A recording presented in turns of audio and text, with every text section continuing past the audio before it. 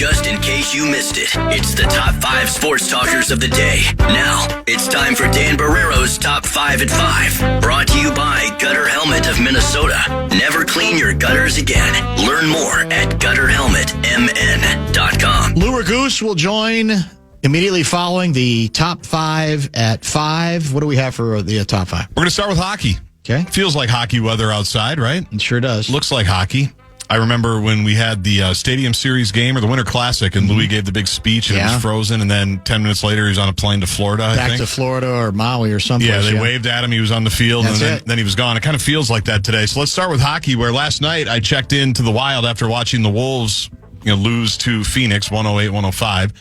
We'll talk about that in a second. And right as I turned it on, Zuccarello just gets blasted by someone called Vince Dunn and has to leave the game. And his chin hit the ice. It didn't look good. John Hines says it's more disturbing as a coach when you see one of your players laying on the ice and gets hit like that. I'm just thankful that Zucky's in a good spot right now. It was scoreless at the time. It galvanized the club. The club had some juice. First of all, Kaprizov was bitter because that's his guy. So he's getting into it a little bit. And then the Wild started buzzing, and Eki put him up 1-0. Seattle did tie it up at 1 with a power play goal. Yeah, Eriksson Ek. That's what we call him. Okay. And he was good. He was good all night. And then the Wild just got moving even more so. Johansson put him up 2-1. Eki had another one, or I should say had an assist on that. And they end up winning 4-1. And it was it was a nice victory. And we needed it. It had a good buzz after the incident, which was supposed to be a 5-minute major, and then the officials backed off of it a little bit, and there you go. We kind of needed it after the 2 previous games have been kind of disastrous, and we didn't want to take any of the shine off of what seemed to be a surge. So, and it's the famous last words of what really does motivate a team. Maybe you can get, but then you got to channel the anger the right way, if indeed that was it. And apparently we did exactly that. So we're back home next, correct? Thursday. Dallas, right here on the Fan. We're out at 5:45 on Thursday because we've got to get Vikings programming in and then the Wild game. Gotcha. Help me out with this. You're a ball guy, basketball guy. Sam Mitchell's obviously a basketball guy. I know the Wolves are in the 6th seed right now, and that was Sam's big contention. It's like, where are you? You're the 6th seed. I mean, we're 2.5 games back of the 2nd seed. Yeah. It's not like they're buried in the 6th. Like we've been, historically. Was it last year when we were grinding it out? But it doesn't feel like that. I mean, but in part again because they've played nobody. I mean, I think you have to factor that in a little bit. I'll just put it this way. I'm not very comfortable with the way they're playing. I'm not saying they're not playing great, but I don't have a particularly stout feeling about this club as it is currently composed. I would like to know how much easier has the Lakers, Nuggets, Rockets, and Spurs schedule been, for example? Because those are the teams that they're up against. I get it. They haven't had like a signature impressive win. Their signature win or signature moment is probably a good close game in Oklahoma City, right? Right. a week or so ago.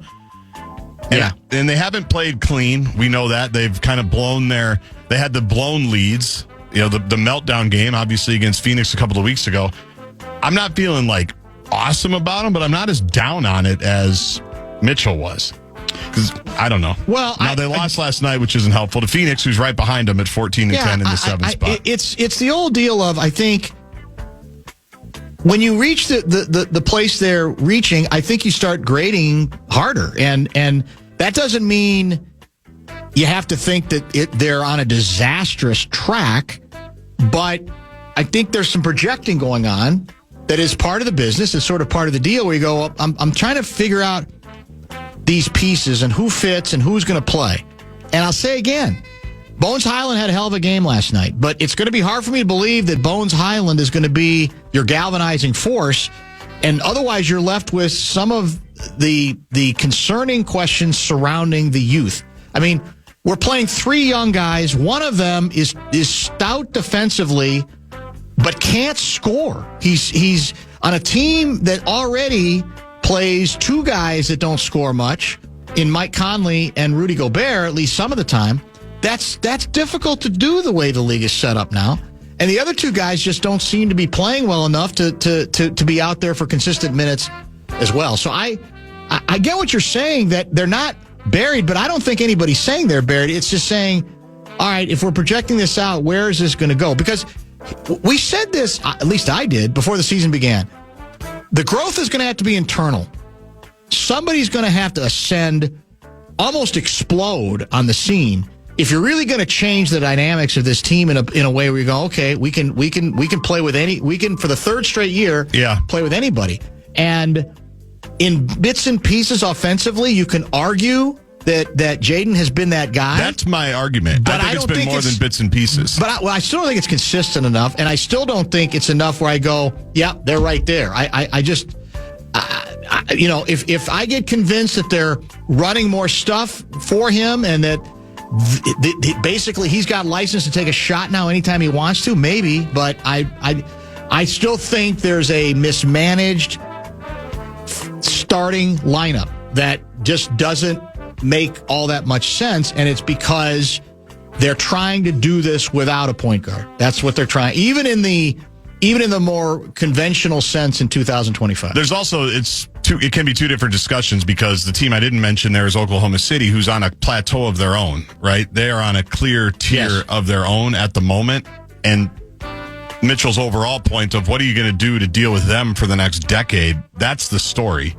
Yeah, right? and the hard part is the rest of the West, the answer might be there is no answer, which means, though, you can't panic and gut your team out of that emotion, but because you can argue nobody matches up really with Oklahoma City. Now, I think the Wonks think Denver's got a better chance to this year. They haven't played anybody either, by the way. I just looked at their schedule. They have not played I don't even know what their schedule has been. But you got a guy who's won the MVP. Is it 3 times, 4 times? Yeah, they have the equity and the best player. Yeah, that's so I get why they're in there. They're in there as well. I don't know. Just something to think about. Yeah. Just something to think about. You know me, always glass half full. Well, no, but you're not on the Wolves, though, because earlier I thought you were kind of down on them, so I don't know if it's a better look at the standings, because I actually thought you were more negative than you're being today, or a little more concerned than you're acting today. Well, I get concerned with just what bothers me is the nonchalantness. Yes. We don't want to play these games. Because even the game, like the Clippers game is a good example. The Pelicans games, are good examples where they basically just showed up for 10 minutes to win those Pelicans games, right? Correct, yes. And Finchie looked like he wanted to just take a steamboat out of New Orleans and just ride off into the Gulf of Mexico while the team was having the time of their lives. And even the Clipper game, they didn't play well really until the fourth quarter when they started getting into it defensively a little bit more. Nas was good because Anthony wasn't very good. That's what bugs me, but when I just think about, can this team get back to where they were, I'm not as negative on it. Can they go past Oklahoma City? Right. Probably not. It doesn't look like anybody can, but I also know, I'm not saying it's impossible. Here's another way. We're spending too much time on it probably now, but we're back to, if the minute you start DiVincenzo, you're weakening your bench. A year ago, he was on the bench primarily, right? Now, you could say at times this year he's played better than he played last year. He didn't shoot particularly well last night, but that he's played better. But then you're back to, all right, out of necessity, if you have to start Dante, that's maybe needed. But then you're looking at your bench in which there's 3 young guys, none of whom you feel enough faith in to play every night. And then what is your bench beyond, quite frankly, what's your bench beyond Naz Reid? Right. Not a lot, right? Right. I mean, Clark's probably your second most reliable guy. Yes, and he can't score. So, again, defense, other teams figure this out pretty quickly. I love his defense. I love his activity, no question. But you got to have more two-way players. I think off the bench, I don't know that they can afford to play a guy who is as much of a liability offensively as he is. He can hit a corner 3. Occasionally. He can hit a corner 3. We don't have time to really get you going on this, but I just want it for the record. Twins nugget. MLBTradeRumors.com. I got one better than that, but go ahead. Oh, a couple of links via Bobby Nightingale of the Star Trib and Dan Hayes of The Athletic. The Twins tore down their bullpen in July, trading 5 relievers as part of a deadline fire sale that shipped a whopping 11 players out of the Twin Cities. They're planning to hold on to stars Byron Buxton, Pablo Lopez, and Joe Ryan. Yes, I did see that. and will be looking to make some additions via free agency. Is that right? And trade over the remainder of the offseason. Specifically, Derek Falvey and GM Jeremy Zoll called out restocking that Barron bullpen and adding at least one power bat to the lineup as areas of focus. So be ready. The stove might not be hot right now, Dan, but it's about to heat up. Yeah. They're looking to add. Well, we'll see what they add. According to Glenn. See. Yeah, according to Glenn. What you left out, though, is, let me see if I can find it on the fly. I just had it, and then I made the mistake of clicking out of it. We were in the MLB Draft Lottery with a chance to get the number 1 overall pick.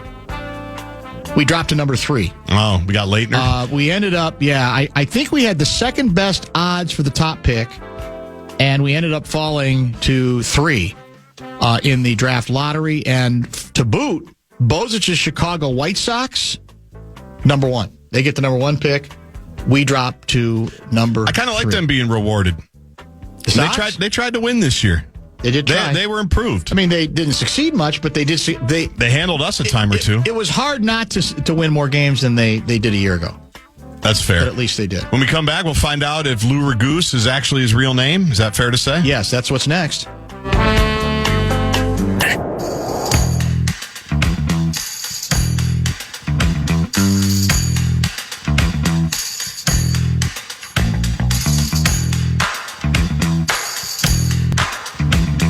Well, this text came in, actually this email came in to my KFAN account at about 4:28 p.m., so a little less than an hour ago. Here's how it reads. This is from writer Tony. This may be sad news for you, but I competed against the Lou Raguse from Wheaton High School back in the day. No TV name for him. We were Pheasant Conference rivals. I'm from Chokio, Alberta High School. He is 2 years younger, but I played against him. The Pheasant Conference? In basketball and football. That is an epic name. Lou Raguse, is that you? Did you play in the Pheasant Conference?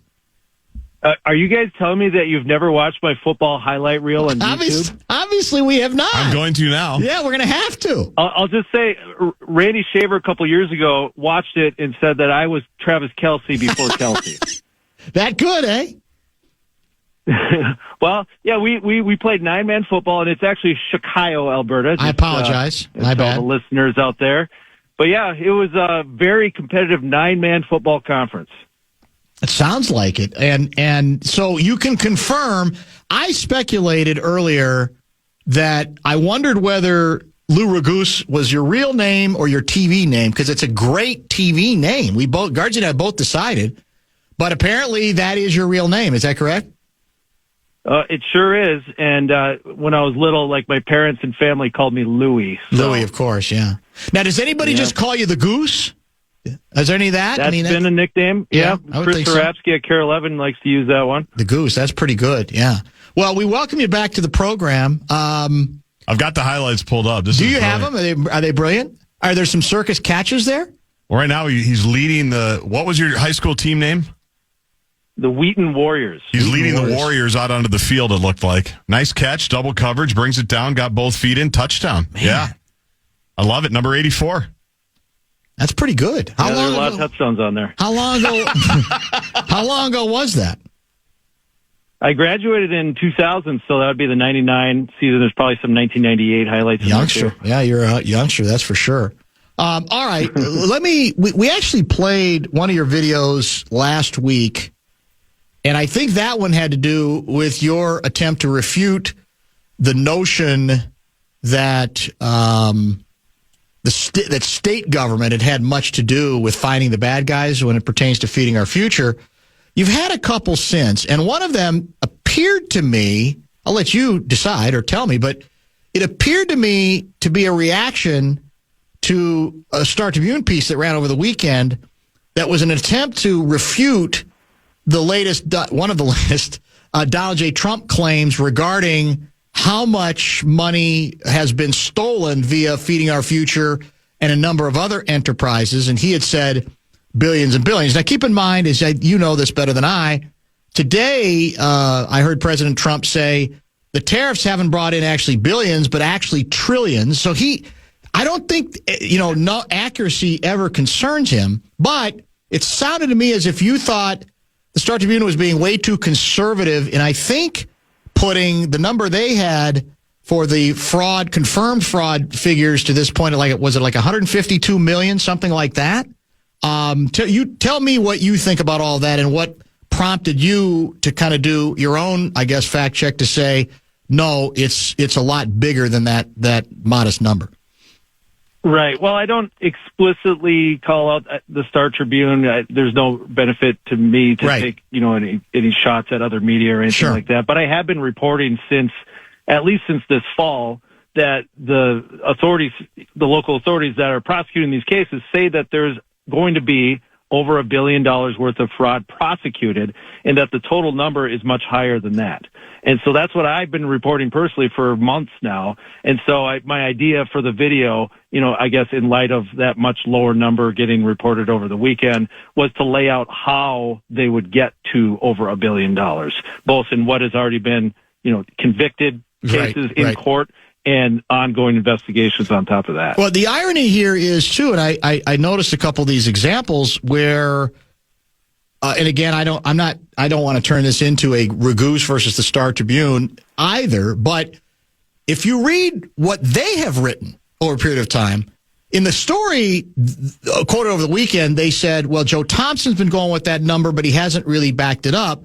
But without Joe Thompson, I've read several times, I'm looking at one example of it in which a story they wrote said fraud is now approaching $1 billion. So they have, and I don't know how they came to that figure, but in other stories, they have not been bothered by the possibility that it could be $1 billion or more.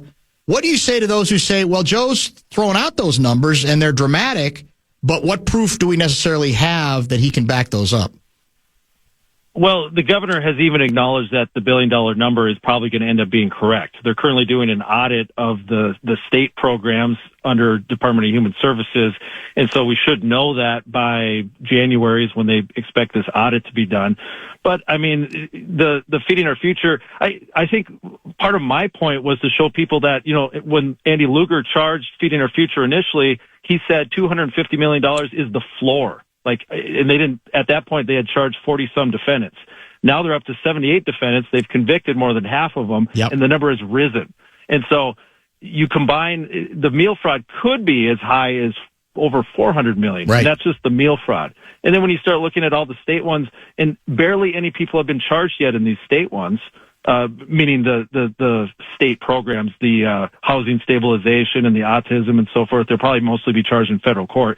But hardly anyone has been charged yet. But when you look at the explosive growth, when it goes from, 10 million one year and it's 100 million the next year, well, what percentage of that 100 million is going to end up being fraud? Not all of it, probably, but there's going to be a sizable chunk of that. When you start adding up all those chunks, it's going to get up there. And so, as far as the article, I didn't really see the point. I can see people wanting to fact check President Trump. Certainly. And people are emailing me stuff like, oh, now they're saying $8 billion. And I'm like, I don't know where that's coming from. Right. I can see, the want to fact check that. But then it almost seemed like, we're all being lied to and there's really hardly any fraud. And that tone is incorrect as well. 100% incorrect. And I think has been reported a lot by you and some by others. That's the irony of this thing. But I think this falls under the classification of, well, Trump says something, it's exaggerated, therefore we've got to, our obligation is to sort of fire back. The danger is to present a case that isn't really factual, even in the wake of trying, because I understand, again, what got, I think, I'm assuming some folks down this road is the president is using this, I think, absurdly and irrationally as, we got to get every Somalian out of here. Get them out of here. They're garbage. Get them out of here. And so there's some desire to say it's because he's used whatever the number is. And in my view, he doesn't even need a number. It could be millions. It doesn't have to be billions. He's going to say the same thing because that's just his nature. And that's a different issue. But we've had more than enough reporting across the board to indicate that this can't possibly be minimized. I mean, there's no way at this point to minimize it. The question is, like you said, how big is it going to get? And I'll give you an example. I'm curious, where are we in the autism part of this? Is that the next big piece that's coming, or give us a sequence from what you're hearing from your sources? I think that autism will be the next big piece because they kind of had a head start because so many of the autism suspects were also Feeding Our Future meal fraud suspects. Right. That's how they discovered it. When they're sorting through all the paperwork for Feeding Our Future, they discovered the autism fraud. And the numbers for that are well into the hundreds of millions. And so that one has potential to be even bigger than the meal fraud. And it's probably the next easiest one to get going on the charges. And then after that, probably the housing stabilization, which is fairly fresh. And, that was a big one that my colleague, A.J. Legault, helped expose at the very beginning and put on the radar of the federal investigators. That one had that's the one that Governor Walz shut down completely because there was so much fraud. And so, if they're sending out $400 million and the governor completely shuts it down, again, I say, well, then what percentage of that is probably going to be fraud? What is, give me an update. You had a video also about the Medicaid program. Where does that fit into this? Is that a completely different subject, and where are we going on that story? Yeah, so it's all related because any of these programs, including the autism and the housing stabilization, like a lot, not housing, but like the autism and a lot of these other ones, right, rely on Medicaid reimbursements. And so they're connected. That's like a 50-50 mix of federal and local money. And so, nationally, Dr. Mehmet Oz runs the centers for Medicare and Medicaid, and he put additional restrictions on the state, kind of like oversight, like you need to let us know what you're doing about fraud. Otherwise, we're going to turn off that money. And that would be pretty devastating to the state if that happens. So obviously, they're going to go along with what they're asking for. Just one more thing to mention on the overall questioning of the numbers is Joe Thompson has never been political about any of this. So I think it's odd for anybody to obviously you can't take somebody's word for it with nothing, but he gets a little bit of the benefit of the doubt as the lead prosecutor in all these cases, and knowing what information he has that he's not able to, publicly reveal, because these people have not been charged yet. If he's going to give a number of what he thinks it's going to be, that carries some weight. Politics is not so much your beat necessarily. But you pay attention, and you certainly are connected in a lot of ways. The assumption is that this is going to play out as a substantial, maybe the substantial wedge issue that certainly the Republicans could use to their benefit, although I would say you don't have to politicize this. The scandal is real. We're all affected by it. But the fact is, it's a political world in which we live. And so the question on the table is is this going to continue month after month for a long stretch, resonate as a key political issue that the average citizen, really whether they're right or left, is going to continue to be concerned by and is going to maybe go a long way to determining the next couple of elections, including the next gubernatorial race? I think it is the key issue, at least right now. And, of course, it's amplified because of the federal attention and the attention from the president right now. But it's pretty clear that it's become the political issue as well.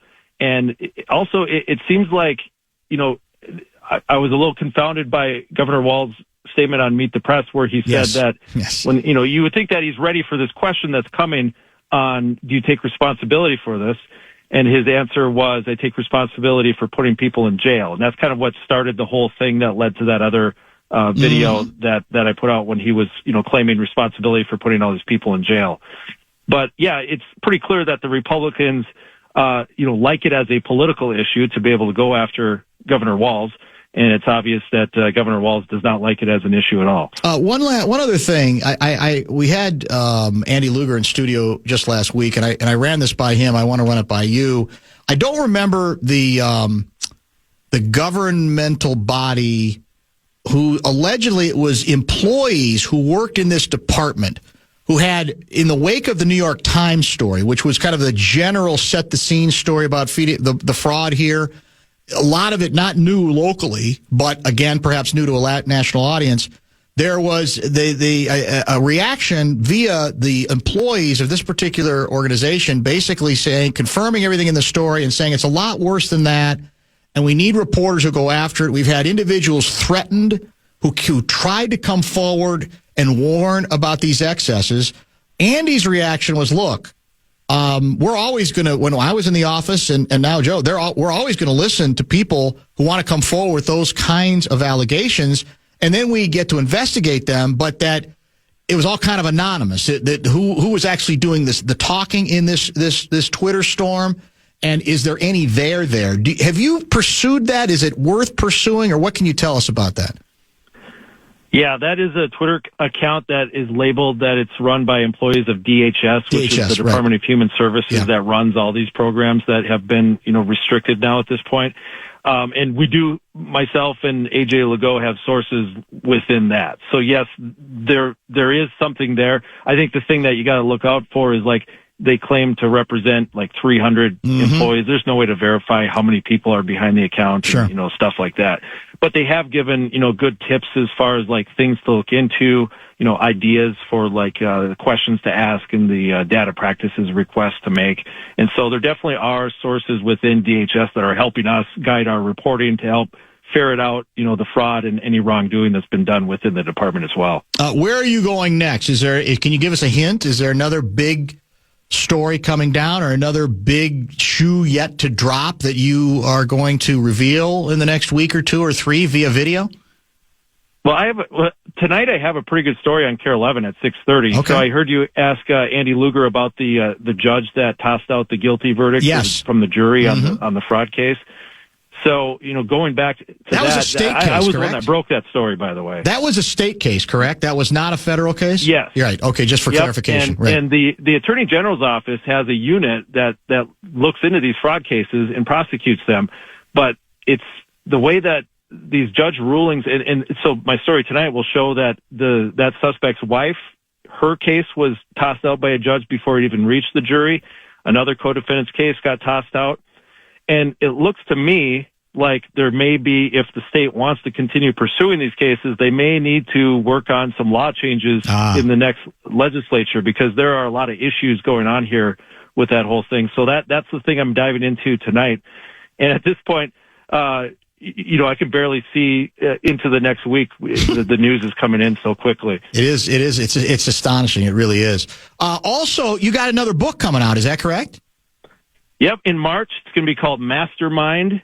Ooh. And this is my second book. The first one was Vanish in Vermilion. This new one, it's a case that happened in Minneapolis. It was a Minneapolis crime scene investigator named Nikki Lenway, who was off duty, and she was going to pick up her son when she was shot right on the sidewalk on University Avenue outside of a supervised parenting center. And then the only suspect, the only person that wants her dead, is her ex, the father of her son, who has an ironclad alibi inside the building at the time of the shooting. Wow. That's out in March, you said?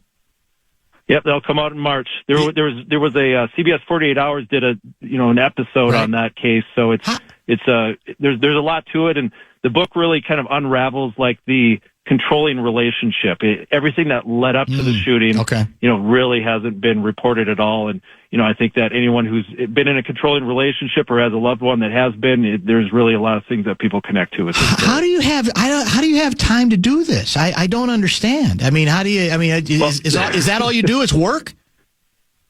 I coach both my kids' basketball teams and spend a lot of time with my wife as well. Renaissance, so I spread my time out a lot. But yes, the 6 months or so that I spent writing this book, I was very busy. And is the book done? It's in the hopper, just waiting to be released? Yeah. Yep. Wow. Yep. It's I think the final edits are pretty much done, so it's on the release calendar for the publisher. So well, we'll certainly talk then. Until March. Yeah, for sure. Could fiction be next for Lou Raguse? Have you considered the possibility? I mean, I know you're a guy who likes to report on facts as well as you can, piece a story. Is it possible you go, let's make it up this time. Let's go fiction? I would love to. That'd be a new challenge. At this point in my life, sometimes the truth is stranger than fiction. Well, that is 100% true. Can I give you can I do a quick fact check? Not video, but audio? Sure. I mean, we just got to lay these facts out. So I've gone through the Lou Raguse football highlight film. Right. Warrior record set in 1999. Career receptions. Wow. Career receiving touchdowns. Single season receiving touchdowns. Caught 2 touchdowns in the fourth quarter with the conference championship on the line. Man. One of them he's somehow not covered, which is unbelievable. The second one he's covered by 2 people. Didn't matter. And he brings it in. It's impressive. I tweeted it out. People need to watch it.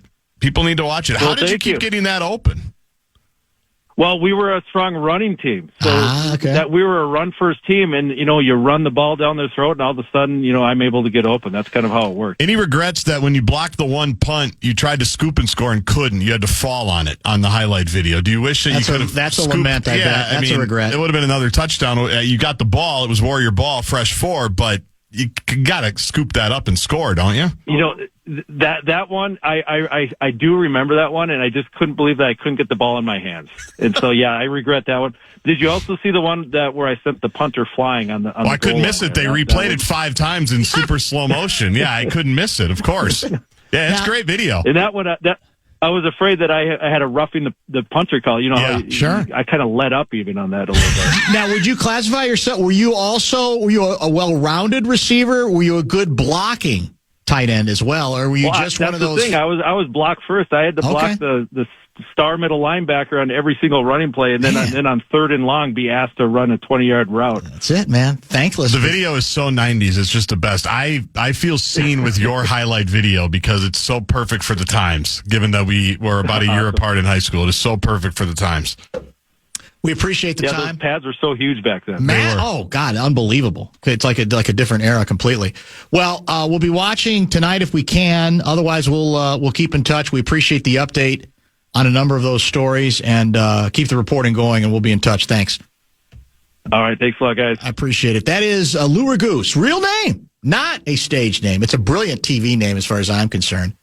It virtually cannot be mispronounced, I don't think. And it rolls off the tongue. It's dramatic. Now with a live report from the state capitol, Lou Raguse. Oh, are you kidding me? It's just too good. Bradshaw and Bryan KFAN text line is on fire right now. 64686 will include some texts from the audience. I've got a couple of other stories I want to get to. One of them from the A section, literally the A section of the New York Times, that broke over the weekend and is a not so gentle reminder, and this really annoys the lefties occasionally who listen to this show, why I continue to be as angry with them, the Democrats, as I am with Donald J. Trump, because I think one had very much to do with the reascension of the other. Stay tuned for that and more when we return.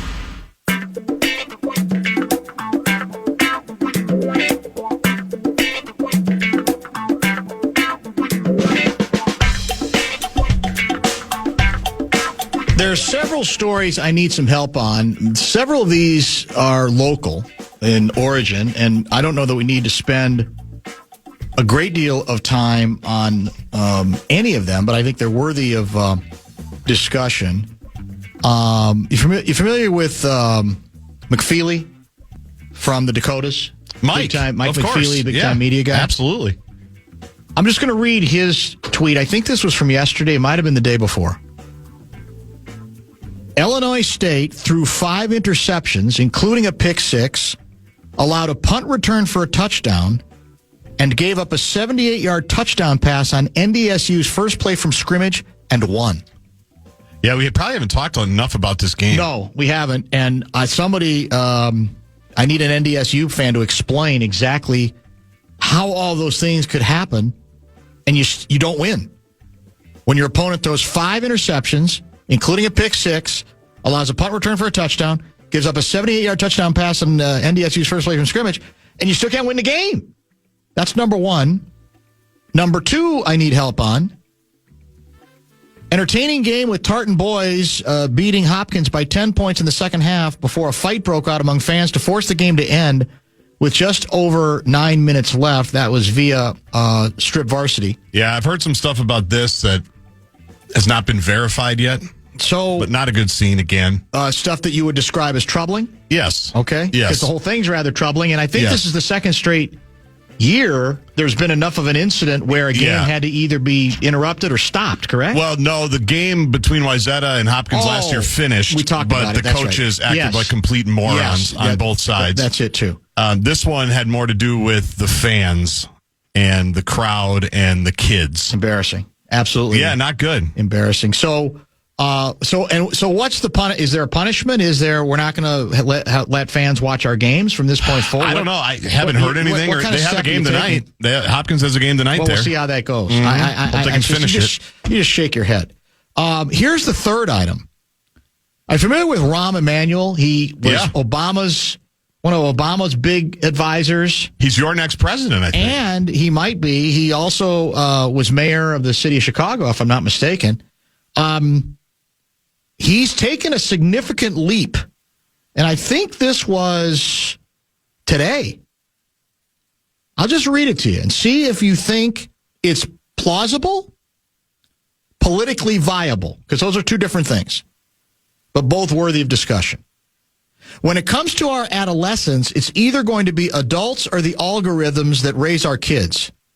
No child under the age of 16 should have access to social media. TikTok, Insta, Snapchat, and others are too powerful, too addictive, too alluring, and too often target our young kids. Parents cannot fight big tech alone. Sensible regulations cut teen smoking and ban phones in classrooms to boost academic and social development. We've proven that smart steps are effective. The time for debate and discussion is over. It is time to protect our kids and strengthen our families. So I agree with all of it. I'm asking the obvious question that many others are asking. Is it practical? Given the ways that folks can get access to social media, is it practical? Right. To keep those items out of individuals' hands? And I'm curious to get reaction from people politically on whether this is a good step, because I think he's the first, candidate or potential candidate who is going this public with this visceral an approach. Now, I'm assuming he'll be asked the obvious, the practicalities of it and so forth, and you can argue that it means nothing. The words are flowery but mean nothing if you can't, match them up. And is it practical to match them up with to actually keep kids off of these items? I don't know. But I did think it was interesting. Jake Tapper brought it to my attention. You're a guy from CNN. First potential 2028er to embrace a social media ban for children. I love it all. I don't know how realistic it is. I don't either. That's kind of the way I look at it as well. You said, Larry Mandela guy writes, you said Lou Raguse's name basically cannot be mispronounced. I have a good test for that theory. Put it in the middle of a paragraph and have meat sauce cold read it. Wow. I think Sauce could get it. I think he probably could. I did tell you think Lou. he might say Raguse? No, I think he might. Yeah. He might misspell it in a tweet that they would come back to. Yeah, that's true. I did tell Lou Raguse about, speaking of meat sauce, Sauce's high school football highlight video that we also uncovered a few years back, where he appears in the first game and a half as an offensive lineman and then gets benched for the rest of the year. Is that right? Yeah. Ooh. It was a tough scene. Was it humiliating for him? Not any more so than anything else we bring up or they bring up on the show. I think he thinks it's funny. I think he understood kind of his place. He still does not have great things to say about the offensive coordinator on that team. I'm sure that's true. So 952 guy, Australia is implementing a similar ban starting tomorrow. That's from Lloyd in Long Lake. Is that true? I don't know, but if they can pull it off at his word, like they have with the guns, it's worth at least seeing how it goes there, right? Yes. And how successful they are. Illinois, Dana from Fargo. Dan, Illinois State also had a fumble, gave up a punt return TD. The problem was NDSU's offense only showed up for the first play, non-existent after that. Chad from the Ville? Louisville? I wonder if he means that Ville. Albertville? I don't know. Is there an area code? 320, so it's not Louisville, Kentucky. So Bentleyville? The Holiday Lights in Duluth? Is Lou on the Insta? Not trying to be creepy, but I need more Raguse than just X. He's fantastic. Is Raguse on the Insta? I don't know. I'll look. I've got Insta. I'll pull it up. I need more Raguse. What Insta related came up earlier today? Didn't we talk about something Insta related? I thought, or maybe it's probably. It's been a long show. Yeah, it has been a. It is always tough when someone asks me what we talked about, and I said, "You're going to have to podcast." I don't. Well, sometimes, if Blakemore's doing the if you have to leave early and he's doing the podcast, he comes in. Yes, and he asks me, and it's hard for me to remember. He asked me too on the way out, and I usually say, "Just listen to the segments." Sure. Yeah, just do the best you can with it and see what you can come up with. Here's a more confirmation about Australia. By the way, a lot of good nominations for the first tsunami of the winter season, which we will name tomorrow. Keep those coming for sure. A follow-up from yesterday also. The ageless wonder quarterback has indeed signed for the practice squad of the Indianapolis Colts. Phillip Rivers, yeah. Phillip Rivers. Now, what does that mean? Does that mean it's difficult for me to believe he's interested in finishing the season on the practice squad? Is this like just the first step towards actually making him a functioning quarterback for the Colts? You know what I'm saying? It's just, I do.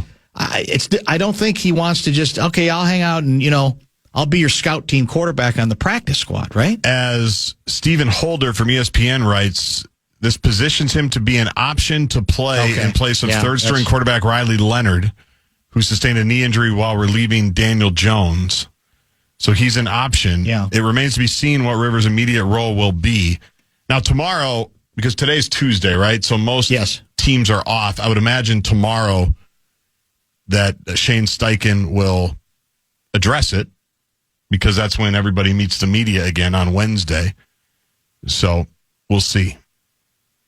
Leonard has a strained knee ligament. He's considered week to week. Week to week? Yeah. Okay. So we'll see. Makes some sense. According to sources, Rivers' workout was impressive. He threw the ball well, but needs to improve his conditioning. Well, yeah.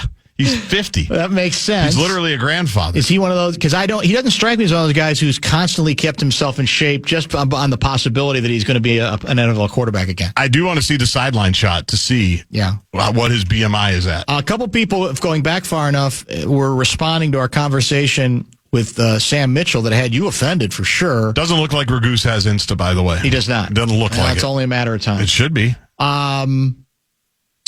I love Sam, but he's dead wrong about Rudy. Anyone who's watched the Wolves this year could tell you that Gobert is playing extremely well. He's altering shots, running the floor, and by doing so is constantly making himself available for easy baskets at the rim. Last night was standing. His inside play on offense has contributed a lot of good looks from mid to long range. You had more problem, I think, with the general disposition of Sam and the state of the team. I would disagree with Sam on Rudy because, and look, again, in a perfect world, is he making less money? Yes. But he's already taken one pay cut. And again, I think it's the low-hanging fruit with Rudy. When you see a highlight or one of those viral shots of him fumbling a ball into the basket, and you go, what are we doing with this guy? But that leaves out all the other things he does. In fact, somebody had the analytic the other day that on isolations, Alan Horton had it. I was going to bring it up. That he's the number one defensive player in the league this year. Nobody is scoring on him. No one's scoring on him. In that way. I don't think, now, is there a yin and yang to it? Yes, because even though I think he's shown better proclivities offensively, he's still not a great, their offensive numbers are not great with him on the court. Sure. You got to balance all those things out.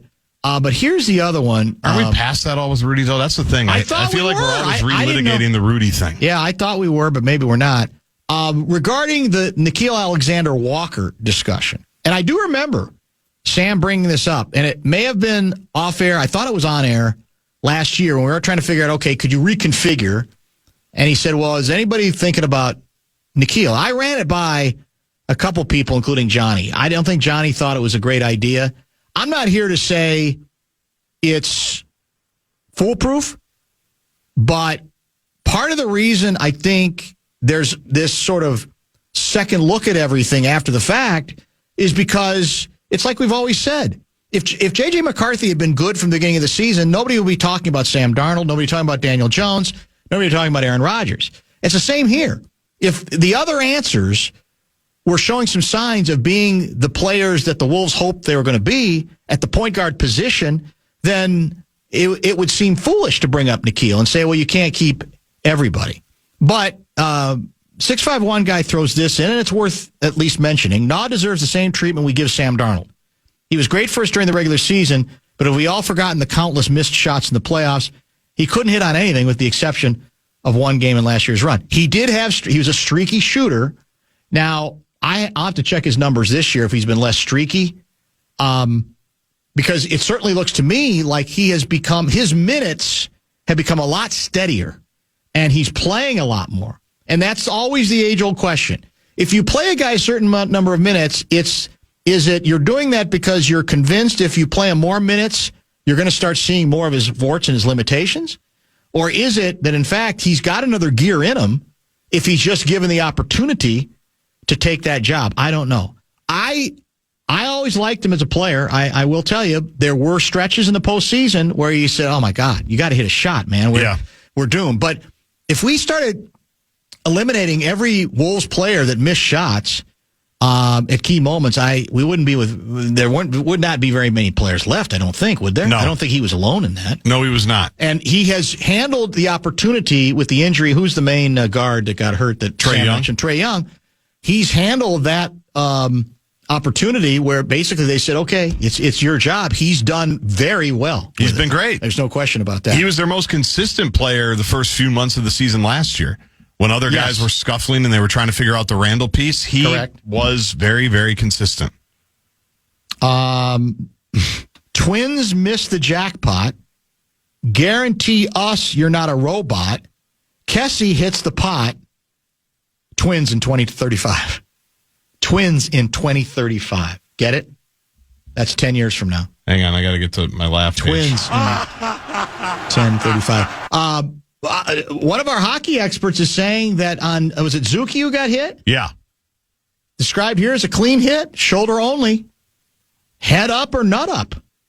Oh, we're back to nut up. Apparently we are. I have not seen the play. What do we think? Was it dirty? I mean, by the letter of the law, probably not. Yeah. But it was a tough one. It was a tough one. I'll ask you this question. If one of our guys delivered that hit, jail. Oh. What would we say? Would we say head up or nut up? Sorry, head up or nut up. Yeah. That's all I'm asking. I don't know. You know who'll give us the final answer? Louis tomorrow. Because I'm sure he's seen it and studied it several times. He's going to join on Wednesday. He's a Tuesday regular. Back with one other A-section item. Peter.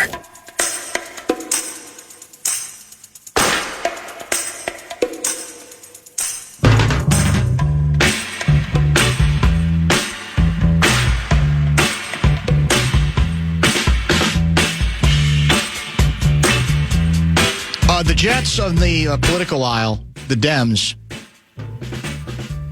from time to time have expressed a great deal of outrage with me regarding my, stubbornness, regarding, I guess I should say a lot of the anger I have about where we are politically. And they're saying to me, well, why are you mad at us? You should be mad at the people who are in office. And my answer to that is, but this significant screw up goes a long way to explaining why this administration got a second shot at the deal. And the latest example of that point, laid out nicely in a New York Times story that's getting some attention, that I think fell Sunday. Headlined, How Biden Ignored Warnings and Lost Americans' Faith in Immigration. Subheadline, The Democratic president and his top advisors rejected recommendations that could have eased the border crisis that helped return Donald Trump to the White House. And a lot of this has been explored before, but there's a lot of good reporting in this story that I think drills down even deeper than previously. Written by Christopher Flavel. In the weeks after Joseph R. Biden Jr. was elected president, advisors delivered a warning. His approach to immigration could prove disastrous. Mr. Biden had pledged to treat unauthorized immigrants more humanely than President Donald J. Trump, who generated widespread backlash by separating migrant children from their parents. But Mr. Biden was now president-elect, and his positions threatened to drastically increase border crossings. Experts advising his transition team, warned in a Zoom briefing in the final weeks of 2020, according to people with direct knowledge of that briefing. That jump, they said, could provoke a political crisis. Chaos was the word the advisors had used in a memo during the campaign. They offered a range of options to avert the crisis by better deterring migrants. Mr. Biden seemed to grasp the risk, but he and his top aides failed to act on these regulations. They estimated the scale, according to former Biden administrations. I should say Biden administration officials, they underestimated the scale of migration that was coming, and they failed to appreciate the political reaction to that migration, believing that stronger enforcement would alienate Latino and progressive voters, and also that a border surge would not be an important issue to most voters. Here's the key quote. This is from Cecilia Munoz, who helped shape immigration policy in the Obama administration and oversaw domestic and economic policy for the Biden transition team. Everybody was reacting to the excesses of the Trump administration. It has become, or in this case, it became more important to be the not Trump president, as somebody put it on X, than with enforcing U.S. laws. And politically, I think this now has become our biggest enemy. The reaction to whatever can't come before. So that the new goal is, I've got to get 180 degrees away from what that guy did, as opposed to just doing what you should do. That becomes the mantra. And that kind of thinking is what I think largely paralyzed the Biden administration, why they were blinded to certainly the political ramifications of ignoring the border as long as they did. Not to mention, it's not good. It's not even sane national policy, as a number of Obama Democrats, when they had a chance, tended to say. And we get it. Later, there was a plan, and then Donald J. Trump said, don't go for it because I want this to be an issue. That was a lot later through this thing, and it festered much longer than it had to. And the story, again, it doesn't, I guess you'd say it doesn't break new ground, but it does confirm that issue, which we talked about extensively, as you know, during much of the Biden administration, that the policy on immigration was disastrous. It was not even logical. But if your only aim is, I got to go 180 degrees away from what that guy did, that becomes your mantra, as opposed to, how about a sensible policy that reverses some of what Donald J. Trump had gone for, but doesn't throw out the baby with the bathwater. But that's what I fear moving forward. If in the next presidential election, the Jets are back in, will they fall into that same trap? Will they do the right thing, or will it be, we got to undo everything that guy did? I'm going to become so obsessed with that, not knowing that if I do that, there's going to be some unintended consequences that are not necessarily good for the country, and perhaps not even very good for my long-term political aspirations as well. That quote to me from the, as I said, a former Obama administrator. Everybody was reacting to the excesses of the Trump administration. If that's all you're worried about, then you got a problem, because there's not any every legitimate poll, I think, has laid out the significance of that issue, the immigration issue at the border. Now, I'm not talking about the roundups now. I'm talking about at the border. We're on the record on the nonsense going on around the country regarding these roundups. But we're back to, again, one mistake ends up almost ensuring, or one blind spot ends up ensuring that you're not going to be able to stay in office, or that in this case, the Democrats are not going to stay in office, because people are going to say, well, wait a minute, what Trump did first time around, I may disagree with this, or this, But when the numbers are astronomically bigger than during any other recent administration, it's almost come on in, whatever you want to do, as many as you want to, because by God, we believe in immigrants, and we're not going to treat immigrants the same way that Trump did. That sounds good in theory, but only if you have the systems in place to withstand or to handle the number of individuals who then at that point said, we're going.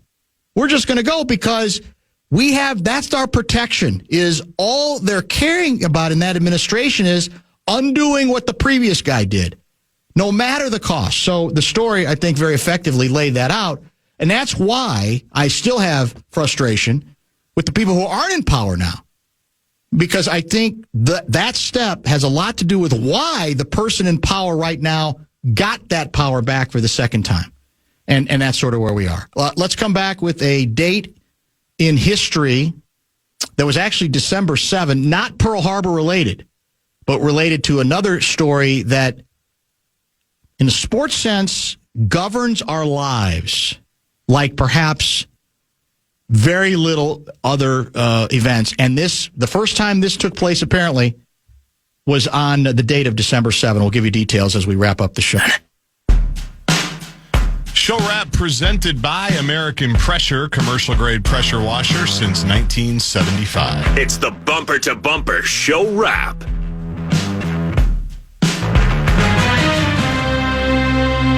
Your guy, Shohei Ohtani, has won the Associated Press Male Athlete of the Year award for the fourth time, breaking a tie with none other than Michael Jordan.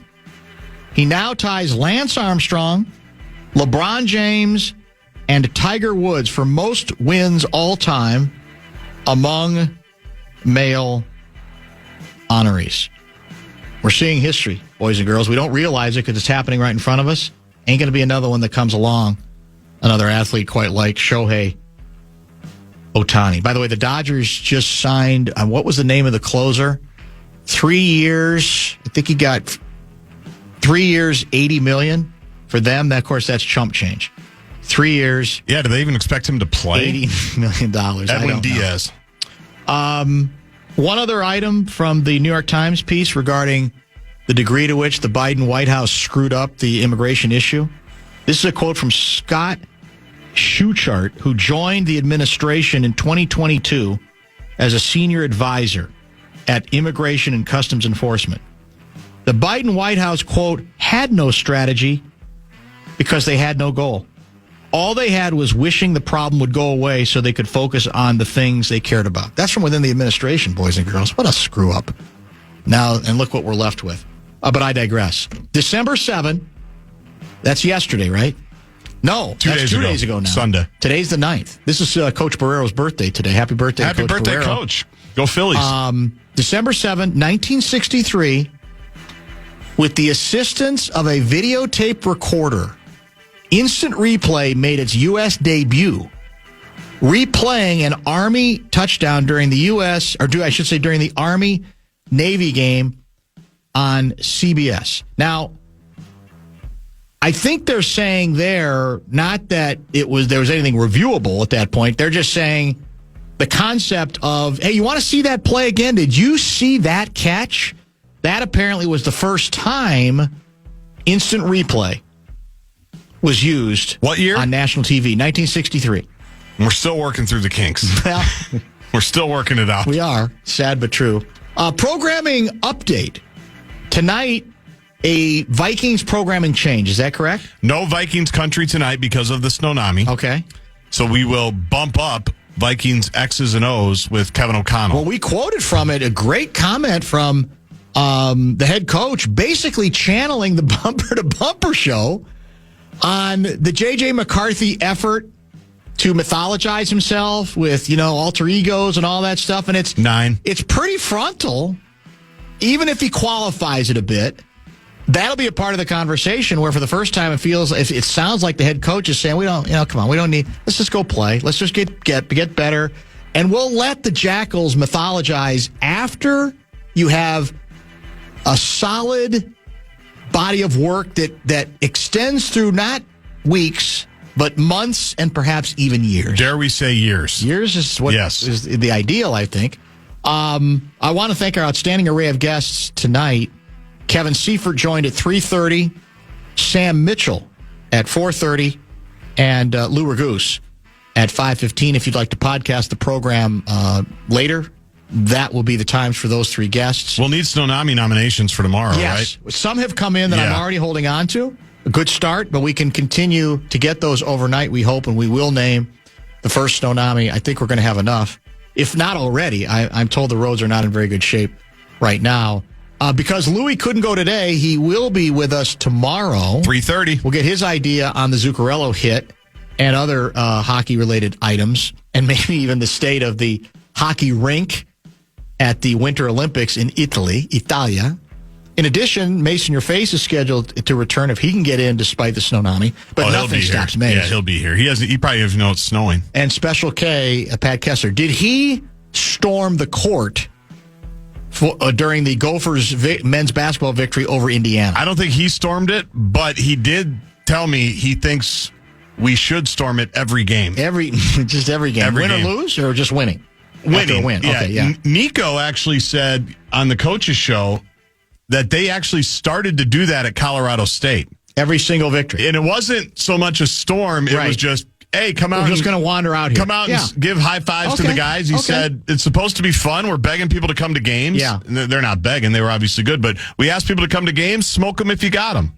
That's a different way to look at it. So it might be then it's just like tradition. It's a meet and greet. Yeah. Basically. Exactly. Congratulations finally to our guy, Rocco Baldelli. He is back in Major League Baseball. I think he signed as like one of those special consultants. Good gig. For guess who? The Los Angeles Dodgers. We know it's not. Now, that's a good gig. It really is. You can't go wrong affixing yourself, connecting yourself with the Los Angeles Dodgers of Anaheim. You know what you do as a consultant? You know what you say as a consultant for the Dodgers? Keep it up, fellas. That's it. Keep it up. And they'll keep paying you because they got so much money, it doesn't matter. They don't care. It Good makes for Rocco. No different. I could see him liking No the LA difference at all. vibe. I wonder if is Magic Johnson's signature on those payroll checks? Well, you have to text Rocco. We'll find out tomorrow. We'll talk to you tomorrow at 3.